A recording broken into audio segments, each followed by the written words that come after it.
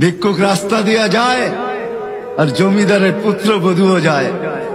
একজন সামনের থেকে আসতেছে, একজন সামনের দিকে যাইতেছে। দুইজনের ক্রসিং এর সময় ভিক্ষুকের গায়ের কাদা জমিদারের পুত্রবধূর গায়ে লেগে গেছে। সে দুনিয়া আন্ধার করে ফেলছে, স্বামীকে ডাইকা নিয়ে আসছে, বলছে ভিক্ষুক আমার কাপড় নষ্ট করে দিছে। সে শুধু ভিক্ষুক ছিল না, বৃদ্ধ ছিল। বৃদ্ধ ছিল না শুধু, জীর্ণ ছিল, শীর্ণ ছিল। শরীরে কাপড় ছিল না, ফাটা চিরা কাপড় ছিল। পায়ে জুতা ছিল না, পেটে ভাত ছিল না। জমিদারের পুত্র সইতে পারে নাই, যৌবনী শক্তি সয় কি কইরা তার স্ত্রীর গায়ে ভিক্ষুকের কাদা, বস সমগ্র শক্তিকে হাতে একত্র করা বৃদ্ধের গালে বসায়। বৃদ্ধ কিচ্ছু বলে নাই, শুধু উপরের দিকে তাকায় দুই তিনটা শব্দ উচ্চারণ করছেন।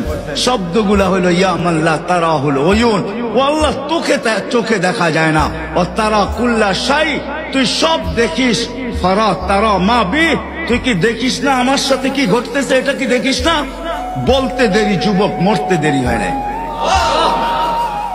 জমিদার চলে আসছে, প্রতিশোধ নিবে।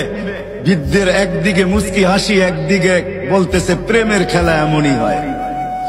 জিজ্ঞাসা করছে কিসের প্রেমের খেলা রে? বলছে ওর প্রেমিকার গায়ে আমার কাদা লাগছে, পায়ের কাদা লাগছে, ও সইতে পারে নাই।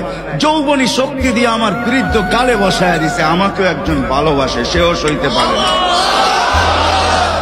সেও সইতে পারে না। ও তো থাপ্পড় দিয়া খেলতো, সে জান নিয়ে নিছে, জান।